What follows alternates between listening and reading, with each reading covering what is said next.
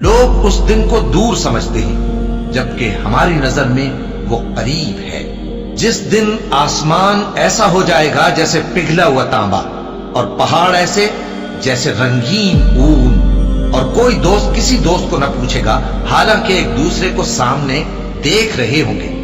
اس روز گناہگار چاہے گا کہ کسی طرح اس دن کے عذاب کے بدلے میں سب کچھ دے دے، یعنی اپنے بیٹے اور اپنی بیوی اور اپنے بھائی اور اپنا خاندان جس پہ وہ رہتا تھا، اور جتنے آدمی زمین پر ہیں غرض سب کو دے ڈالے، پھر اپنے آپ کو عذاب سے چھڑا لے۔ لیکن ایسا ہرگز نہیں ہوگا۔ وہ بھڑکتی ہوئی آگ ہے، کھال ادھیڑ کر کلیجہ نکال لینے والی۔